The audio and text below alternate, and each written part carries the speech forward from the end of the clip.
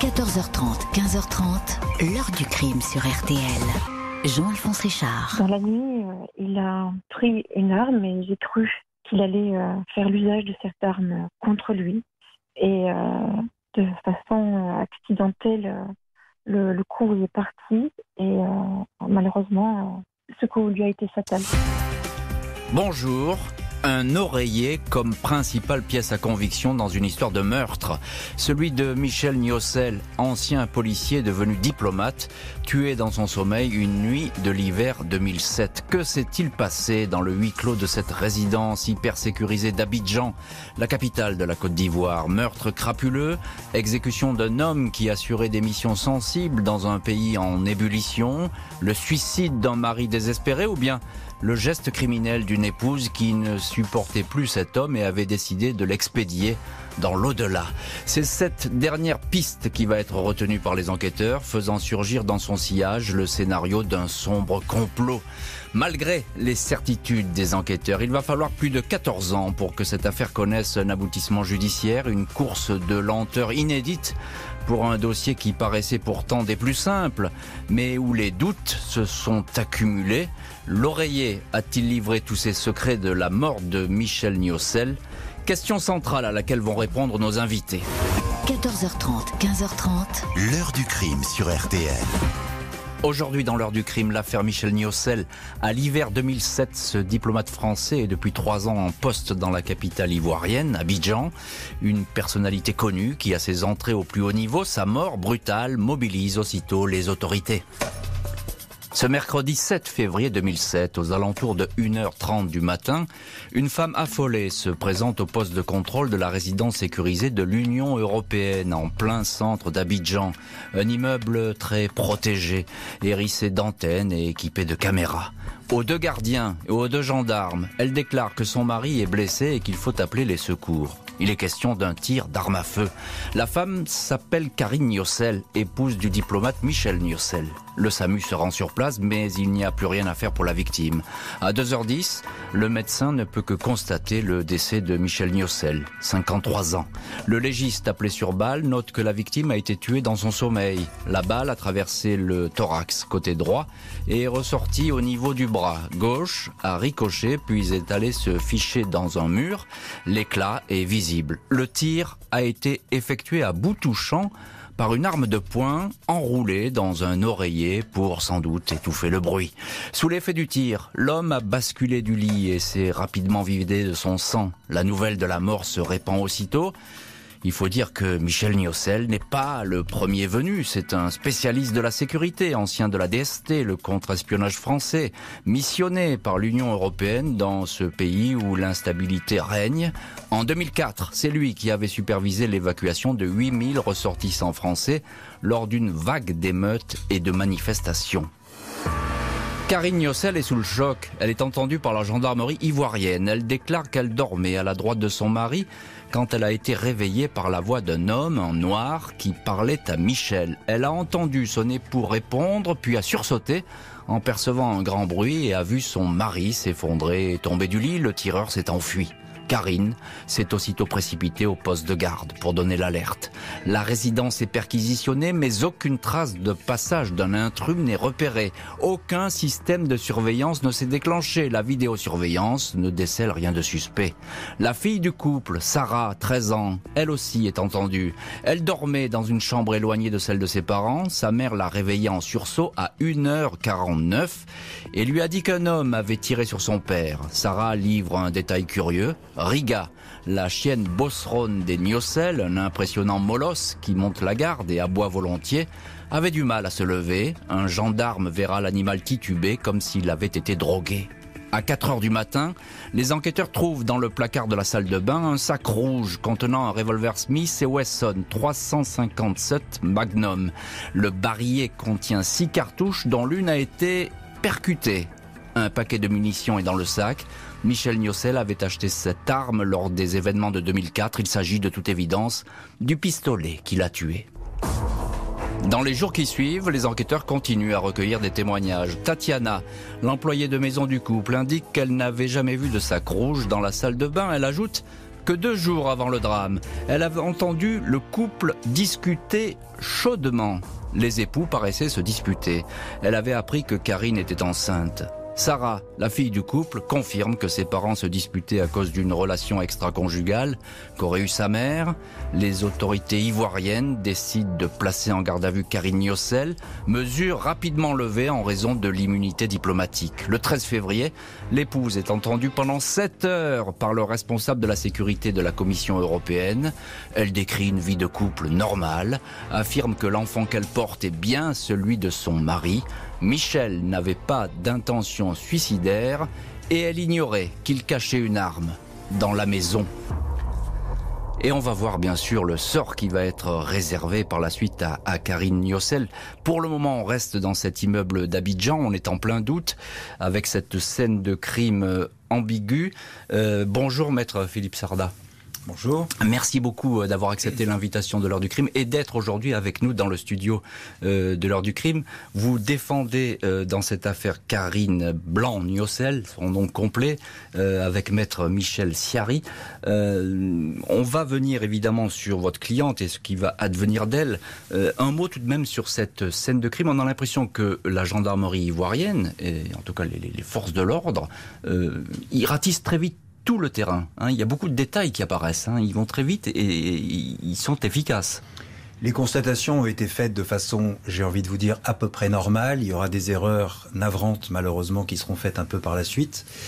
On rentrera dans le détail ou pas. Je pense notamment aux recherches sur les résidus de tir. Mais à ce stade de l'enquête, il n'y a rien de flagrant, en tout cas du point de vue du défenseur, pour critiquer les opérations qui ont été menées. À ce moment-là, j'ai dit que votre cliente, Karine Niocel, est en état de choc. Vous confirmez ? C'est comme ça qu'elle apparaît d'ailleurs devant les gendarmes ivoiriens. Elle est en état de choc. 100% des gens qui l'ont vue durant cette nuit voient qu'elle est totalement bouleversée, qu'elle fonctionne mentalement en boucle. Sa fille Sarah dira même que c'est un peu elle qui a dû prendre les choses en main tellement sa mère était hors d'état de fonctionner normalement. Effectivement, elle est en état de choc, elle est bouleversée. Il y a un mot sur le chien, la chienne bosseronne de la famille, parce que ça va prêter à confusion. Dès le début, on dit cette chienne, ça va pas, elle paraît être droguée. On peut estimer que peut-être quelqu'un l'a droguée pour éviter qu'elle n'aboie. Plusieurs personnes vont remarquer, Karine Blanc elle-même, que cette chienne a une attitude anormale, c'est-à-dire groggy, paraissant endormie. Et il va y avoir une thèse selon laquelle elle aurait peut-être été droguée. Il s'avérera que c'était pas vrai. Donc on n'a pas retrouvé quoi que ce soit dans le corps de l'animal. On a en ligne maître Antoine Tugas. Bonjour maître. Bonjour. Merci beaucoup d'avoir accepté vous aussi l'invitation de l'heure du crime. Alors vous êtes vous évidemment de l'autre côté, si je puis dire, dans cette affaire, du côté de la partie civile, c'est-à-dire la famille de Michel Niocel. Ma première question, maître Tugas, elle est toute simple. Qui est la victime ? Qui est Michel Niocel ? Michel Niocel, c'est avant toute chose un père de plusieurs enfants. C'est également un professionnel reconnu. C'est pour bon nombre de personnes qui ont été entendues dans le dossier un ami chaleureux, aimant, et quelqu'un qui de tout temps, et c'est en tout cas ce qui avait été déclaré par l'ensemble de son entourage, quelqu'un qui aimait la vie, en toute hypothèse. Il a un poste important sur place. On a même pensé peut-être qu'à un moment donné, sa mort pourrait être liée à ses fonctions de sécurité. Oui, alors effectivement, l'idée a pu poindre un moment qu'il y avait un lien et que l'assassinat pourrait être politique, mais rapidement et en ce compris au regard des déclarations de Madame, cette hypothèse a été écartée. On est tout de suite allé sur autre chose que un mobile politique. On va bien sûr en parler, mais en quelques mots, maître Tugas, c'est un couple qui va pas très bien, il faut le dire. Tout de suite, c'est clair. Je pense qu'effectivement, on n'est pas sur une relation au beau fixe. Quand je dis au beau fixe, c'est une relation dans laquelle effectivement, on aurait pu concevoir qu'il y ait, si ce n'est des liens d'amour, en tout cas des liens d'affection. C'est une relation qui, pour autant, ne met pas en jeu, j'allais dire, les éléments classiques de la mésentente, dans ses excès. Il n'y a pas de violence, il n'y a pas de coups de sang, il n'y a pas de coups de chauffe. C'est un couple qui a, j'allais dire, plus une vie individuelle qu'à deux, mais pour autant, si vous voulez, il n'y a rien d'excessif dans tout ça. Il n'y a rien d'excessif, alors ça c'est important à noter parce qu'il n'y a pas eu de crise manifeste. Maître Sarda, vous confirmez ce climat qui règne dans ce couple, on ne s'attend pas que quelqu'un en veuille à l'autre finalement. C'est un climat, on sait qu'il est tendu, notamment du fait des interventions d'un monsieur dont vous n'avez pas encore parlé, qui était l'amant, on va y venir, de Karine Blanc, et qui n'hésitait pas à appeler directement le mari et qui mettait une pression formidable sur les deux époux pour contraindre, convaincre que Karine revienne en France. Donc nous sommes sur des semaines, en ce début de mois de février 2007, où il y a quand même dans cette vie familiale une assez vive tension. Karine Gnossel, dont la version des faits va évoluer au fil des auditions, même si l'épouse, au fond, reste constante, elle n'a pas tué son époux et n'avait aucune raison de presser sur la détente. Jeudi 15 février 2007, les policiers de l'Office central de répression des violences aux personnes, l'OCRVP, interpellent Karine Gnossel à sa descente d'avion en provenance d'Abidjan. L'épouse est aussitôt placée en garde à vue afin d'expliquer les circonstances de la mort tragique de son mari. Dans ses bagages, les enquêteurs ont saisi 11 feuillets manuscrits. Il s'agit d'un mémo de toute évidence destiné à affronter un interrogatoire. Il y a là des notes rappelant sa version initiale des faits. On peut lire cette mention: trouver un élément ou se rappeler de quelque chose qui me mettrait hors de doute, retracer les éléments un à un, l'homme était près de moi et a demandé à Michel quelque chose qu'il n'a pas pu lui donner, puisqu'il a dit « j'ai pas » ou « je n'ai pas », etc., etc. L'épouse indique avoir rédigé ces pages sur le conseil d'un avocat qui lui aurait dit d'être cohérente dans ses explications. Il n'y a, selon elle, aucune malice dans tout cela. Face aux enquêteurs qui l'interrogent, Karine Gnossel maintient la version présentée aux gendarmes ivoiriens, celle de l'intrusion d'un homme qui a fait feu alors que le couple dormait. Elle affirme qu'elle ignorait qu'une arme se trouvait dans la maison. On n'a pas le souvenir d'avoir observé un étrange comportement chez la chienne Riga, suspectée d'avoir été volontairement droguée. Au fil des heures, Karine Gnossel admet cependant que la relation avec son époux n'était plus au beau fixe depuis quelque temps. Elle raconte qu'elle a un amant, un certain Hervé Lartigue. Elle pense que l'enfant qu'elle porte est de cet homme. Elle a envisagé de quitter son mari avec qui elle n'a plus de relation amoureuse. Après 24 heures de garde à vue, l'épouse livre une toute autre version. Elle raconte que la nuit du drame, son mari, dévasté à l'idée qu'elle le quitte, a tenté de se suicider. En pleine nuit, il s'est saisi d'une arme à sa gauche, au pied du lit. Il a tenu le revolver dans la main droite et l'a posé contre sa tempe. Karine dit alors s'être soudain redressée et avoir dit « Ça va pas, Michel ?» Elle a saisi son avant-bras droit pour l'empêcher de tirer. Elle a entendu un clic, le coup est parti et Michel est tombé du lit. Elle a ensuite caché le sac rouge et l'arme. Elle ne voulait pas que l'on sache qu'il s'était tué à cause d'elle. Elle était effondrée, elle se sentait moralement responsable de sa mort. Malheureusement, dans la panique complète suite à ces événements, c'est vrai que je l'ai cru simplement blessée et j'étais complètement paniquée, complètement perdue sur les explications que j'allais pouvoir donner pour ne pas qu'il souffre d'avoir commis un geste qui aurait pu être mal interprété. Donc j'ai raconté une version complètement idiote qui m'est passée par la tête et à cause de cette version complètement absurde, du coup mes propos ensuite ont été mal interprétés et j'ai été considérée comme une menteuse. 16 février 2007, Karine Blanc, épouse Gnossel, 40 ans, est mise en examen pour assassinat par le juge parisien Alain Cadet. L'épouse est placée en détention. Le 28 février, celle-ci maintient ses déclarations et ajoute de nombreuses précisions. Dans la nuit, son mari l'avait réveillée sans aucune agressivité et avait demandé à lui parler. Ils avaient ainsi discuté longuement, Michel Gnossel affirmant qu'il ne pouvait pas vivre sans elle. À propos de la détonation, Karine est incapable de dire si son mari a volontairement pressé la détente ou si le coup est parti de façon accidentelle. Elle dément farouchement avoir essayé de tuer son mari ou avoir même détourné volontairement le canon de son arme vers lui. Le problème, c'est que les expertises remises au magistrat instructeur contredisent la version de l'accident. Il y a tout d'abord le premier rapport d'autopsie effectué en Côte d'Ivoire par la professeure Hélène Yapoété.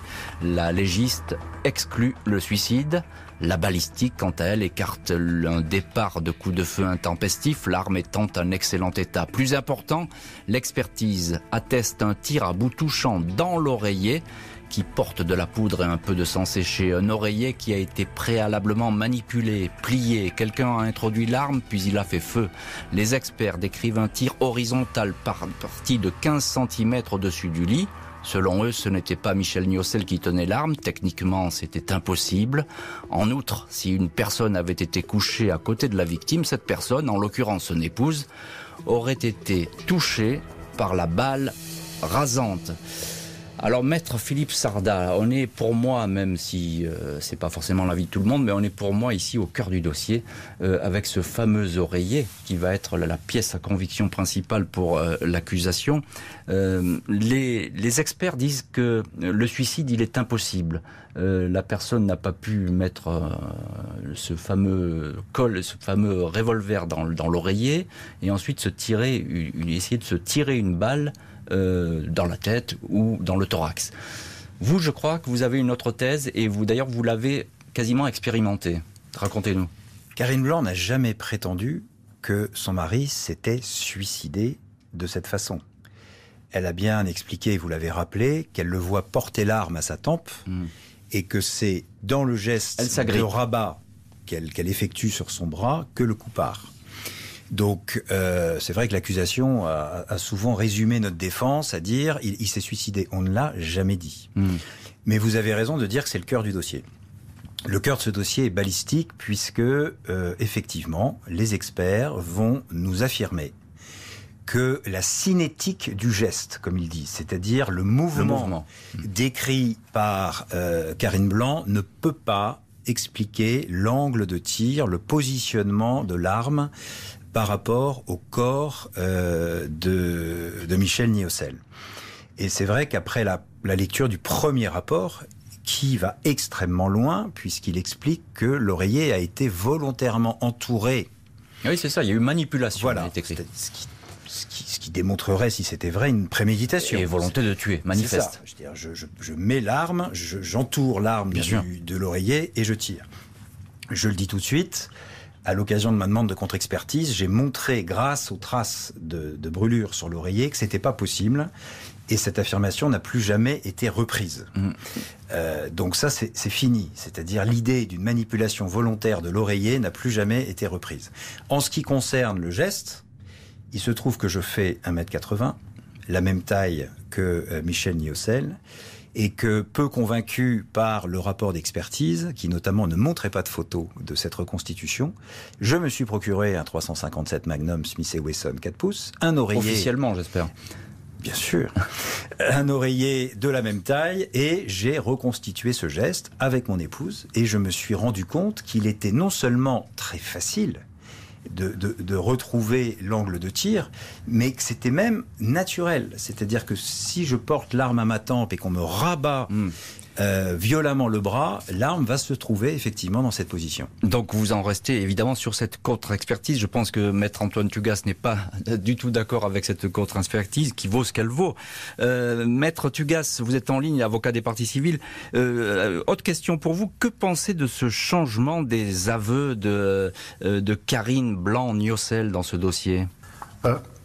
Au préalable, parce que cet élément est effectivement important. Mais vous précisiez tout à l'heure que on est au cœur du dossier quand on parle de l'oreiller et de l'arme. C'est d'un point de vue vrai. Ceci étant, on ne peut pas résumer ce dossier ni se focaliser sur ce seul élément, parce qu'en réalité, et ce dont vous me parlez maintenant en est la démonstration, il y a un ensemble d'éléments périphériques, qu'autrement dit, et devant une cour, on appelle un faisceau d'indices, qui colore terriblement le dossier. Alors bien évidemment, vous avez abordé ce mensonge dont Madame nous dit que il est d'une infinie bêtise, qui lui a éventuellement été dicté, etc. C'est quand même aller un peu plus loin que la simple bêtise. L'affirmation de ce que c'est sur un coup de sang et pour éviter quelques mauvais sentiments que j'ai dit ça, ça n'est pas tout à fait comme ça que ça a été présenté et ressenti. Je m'explique. Le soir des faits, Madame Blanc téléphone. 1 à sa complice, 2 à son amant. En n'expliquant pas les choses, en jouant une scène dans laquelle il est indiqué que c'est terrible, il y a des intrus qui ont pénétré, ils ont fait feu, Michel est tombé, etc. Donc c'est vraiment, si vous voulez, ça va au-delà de l'erreur, la stupéfaction, etc., etc. C'est vraiment une comédie, je le dis, qui est jouée justement pour tromper et ses interlocuteurs et, à mon sens, les enquêteurs ultérieurement. Karine Niaucel nie avoir eu l'intention de tuer son mari. L'apparition dans le dossier de l'une de ses meilleures amies va soudain donner une couleur encore plus sombre au dossier. Le 15 juin 2007, les enquêteurs prennent connaissance du dossier des expertises téléphoniques. Il apparaît que l'épouse Karine était en contact fréquent dans les jours précédant la mort de Michel Niaucel avec une certaine Isabelle C. Celle-ci lui a adressé le 6 février, veille du drame, un énigmatique SMS. C'est bon, suivi d'un point d'interrogation. Elle avait effacé aussi d'autres SMS. Le 28 juin, cette secrétaire médicale d'un hôpital psychiatrique de Bordeaux est placée en garde à vue. Elle se présente comme une confidente de Karine avec qui elle entretient des relations très étroites. Le SMS « C'est bon », dit-elle, n'a rien à voir avec le drame mais avec l'achat d'un billet d'avion. Isabelle révèle ensuite que Karine lui avait fait part dès décembre 2006 de son intention de supprimer son mari. Elle lui avait parlé de son hypertension et demandé quelque chose pour faire monter la tension, ça le tuerait. Mi-janvier, la secrétaire médicale avait ainsi fourni à Karine une batterie de médicaments, somnifères, antihistaminiques, neuroleptiques, antidépresseurs et anxiolytiques. Les 21 et 23 janvier, l'épouse aurait versé des médicaments dans le verre de whisky de son époux. Karine aurait confié que Michel pouvait mourir dans l'exercice de ses fonctions et qu'elle en serait ainsi débarrassée. Isabelle C. affirme avoir été manipulée par Karine, qu'elle qualifie de monstre. Elle ajoute qu'elle regrette la disparition de Michel. La secrétaire médicale est mise en examen pour complicité de tentative d'assassinat. Confrontée à cette nouvelle vague d'accusations, Karine Niaucel minimise les propos de son amie. Elle n'a discuté avec Isabelle, affirme-t-elle, que de leurs problèmes conjugaux respectifs et toujours sur le ton de la plaisanterie. Elle ne se souvient plus lui avoir demandé de faire des recherches sur l'hypertension, ni de la nature des médicaments que Isabelle a pu lui remettre. Elle n'a pas versé 15 comprimés dans le verre de whisky de Michel. Karine indique qu'elle n'avait jamais eu l'intention de tuer son mari en utilisant ces médicaments, juste le souci de calmer un homme qui l'insultait, l'a réveillé la nuit et l'avait menacé de se tuer ou de tuer son amant. Maître Antoine Tugas, avocat des parties civiles et de la famille de Michel Niaucel, vous êtes en ligne dans l'heure du crime et je vous redonne bien volontiers la parole. Vous disiez dans le chapitre précédent, finalement, si je résume très vite vos propos, que Karine Blanc-Niaucel avait un penchant pour le mensonge. Que faut-il penser de ces nouvelles accusations qui émanent de sa meilleure amie ? Mais c'est exactement ce que je vous disais tout à l'heure. Ce sont ces éléments périphériques, et là pour le coup, qui tombent également sous le coup de la loi pénale, puisque vous avez bien parlé d'une nouvelle infraction, et donc d'une complice, qui là encore montre que le dossier ne peut pas se résumer à ce coup de feu, qu'il est assurément, mais pas seulement. Vous parliez effectivement de l'administration de ces médicaments. Alors, pour la petite histoire, ça a été requalifié, juridiquement parlant, en administration de substances nuisibles. Mais cette administration, qui demeure, j'allais dire, elle est complètement accablante, en ce que, au niveau des expertises toxicologiques qui ont été réalisées, on a eu la démonstration de ce que le cocktail qui lui était administré à Michel Niaucel, c'est-à-dire on avait des antalgiques, on avait des hypnotiques, on avait des antipsychotiques, était d'une part totalement incohérent. C'est-à-dire concrètement que aucun médecin prescripteur n'aurait pu imaginer mettre tous ces médicaments bout à bout, d'une part, et d'autre part qu'ils avaient fait l'objet d'une ingestion a priori, plusieurs mois ou plusieurs semaines avant son décès. Donc selon vous, maître, la préméditation, elle est confirmée. Je veux dire, il y avait volonté de tuer depuis plusieurs jours, depuis plusieurs mois. C'est ce que vous nous dites, hein. En tout cas, c'est l'intuition et des enquêteurs et du magistrat instructeur à l'origine du dossier, puisque l'administration de substances nuisibles est considérée à l'époque comme une tentative d'assassinat. Ce qui suppose bien évidemment une préméditation, et une intention de tuer. De tuer, tout à fait. Maître Sarda, vous êtes l'avocat de Karine Blanc-Niaucel. Il y a un petit élément quand même en plus là qu'elle raconte. Elle dit que son mari l'insultait, l'a réveillé la nuit, l'avait menacé de se tuer ou de tuer son amant. On monte un peu d'un cran quand même dans cette confrontation entre époux, si je puis dire. C'est ce que je vous disais, hein, les semaines qui ont précédé la mort de Michel Niaucel étaient très tendues. Des témoins le rapportent, notamment leur fille Sarah. Il y avait des disputes. Alors effectivement, pas de violence, on n'a rien cassé. Enfin, il restait civilisé, si je puis dire. Mais il y avait une vive tension, absolument. Et c'est comme ça qu'elle explique avoir souhaité à 2 reprises, c'est ce qui va expliquer la requalification, puisqu'on part sur cette histoire de médicaments sur une tentative d'empoisonnement, et au final, parce qu'elle va diviser la dose en 2 et lui administrer 2 fois à quelques jours d'intervalle, les juges, à juste titre, ont considéré qu'il n'y avait pas d'intention homicide, ça n'a pas de sens, si elle avait voulu le tuer, elle aurait fait une seule dose, et encore moins de préméditation. Karine Niaucel est placée sous contrôle judiciaire après 18 mois de détention. Elle accouche d'une petite fille, fruit d'une liaison avec son amant. Une longue bagarre de procédure va alors s'engager avant un renvoi en cour d'assises. 22 juin 2021 s'ouvre le procès de Karine Blanc, ex-Madame Niaucel, devant la cour d'assises de Paris. Pas moins de 14 ans, quasiment un record, se sont écoulés entre son interpellation et sa mise en examen et sa comparution devant des juges et des jurés. Dès 2009, le renvoi semblait acquis, mais la bataille procédurale a fait rage. La partie civile, notamment les 2 enfants d'un premier mariage de Michel Niaucel et sa fille Sarah, la partie civile a été contrainte de ronger son frein. Karine Blanc, 54 ans, attendait depuis toutes ces années son procès dans la maison de Comeilles, dans les Landes, maison achetée au temps de leur amour avec Michel. Isabelle C., la meilleure amie, 65 ans, comparée pour avoir fourni des médicaments qui auraient pu être fatals à Michel Niaucel. Lors des 15 jours de procès, Karine Blanc reste arrimée à son ultime version, celle d'un accident. Son mari, rempli de chagrin alors qu'elle s'apprêtait à le quitter, aurait tenté de se suicider avec son revolver. La veuve répète un scénario pourtant contredit par les rapports d'expertise, notamment la balistique et les conclusions des légistes. « Je n'ai pas tué mon mari », répète l'accusé, avant que les jurés ne quittent la salle d'assises. Pas moins de 11 heures de délibération. Le temps de passer en revue un énorme dossier qui compte 200 témoignages. À leur sortie, dans la soirée du vendredi 2 juillet, Karine Blanc éclate en sanglots à l'annonce du verdict. 15 ans de réclusion pour assassinat, une peine légèrement en deçà des réquisitions de l'avocat général. Isabelle C. est condamnée, elle, à 4 ans d'emprisonnement, dont 42 mois avec sursis.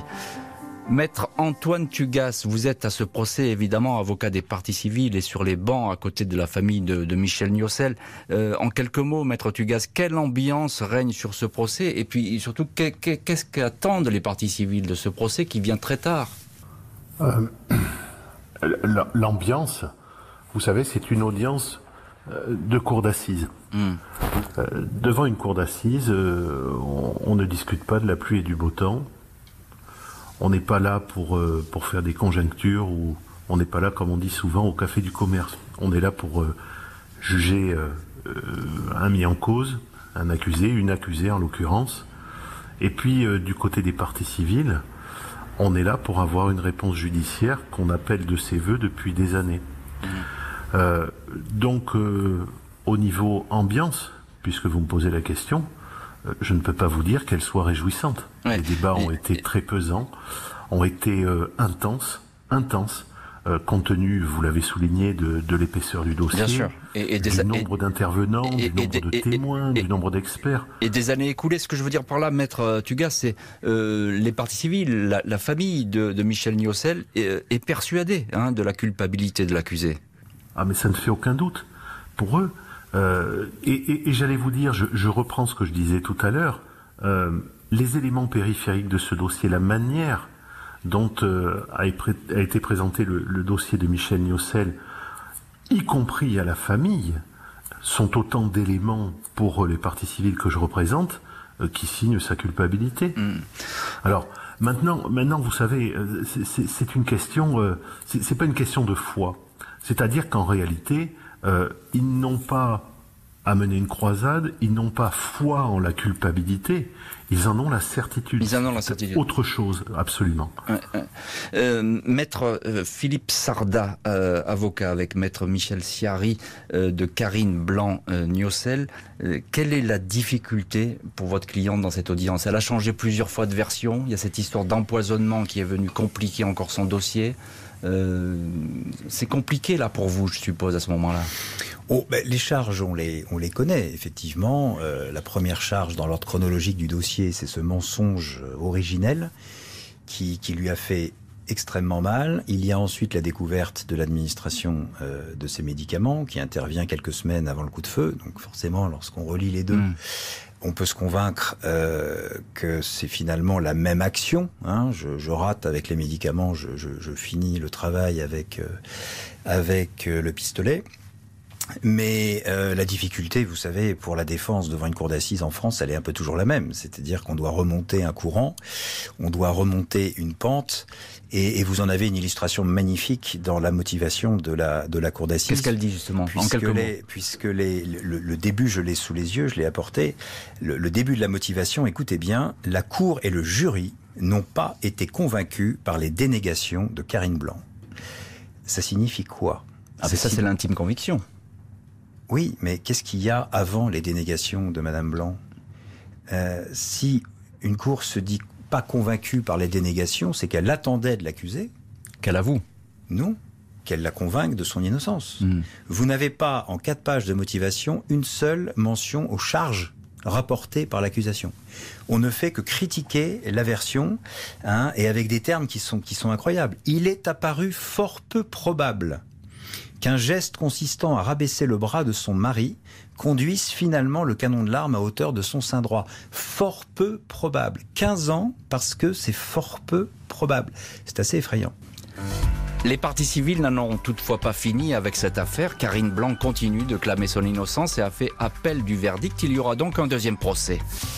C'est menotté entre 2 gendarmes que Karine Blanc avait quitté le 2 juillet 2021 la salle de la cour d'assises de Paris, envoyée en détention pour un crime qu'elle continue à nier malgré les conclusions des experts. Son avocat Philippe Sarda avait plaidé l'acquittement, rappelant qu'après avoir hésité dans ses versions sous le coup de l'émotion et de la tension, l'épouse n'avait jamais plus varié dans ses propos. Elle avait voulu empêcher son mari de se suicider alors qu'il pointait son arme sur lui. Le coup de feu serait parti de manière accidentelle. Jacques Niocel, frère de la victime, avait été écœuré, comme les 5 autres parties civiles, par la durée trop longue de la procédure.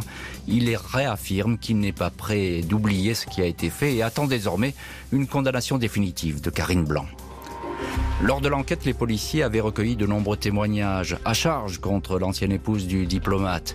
Les frères de la victime l'avaient dépeinte comme une femme qui avait mis de la distance au sein de leur famille. Des amis du couple décrivaient Karine Blanc comme une personne jalouse, peu franche, renfermée. Un collègue du diplomate définissait, lui, l'épouse comme une femme froide et ayant des sautes d'humeur.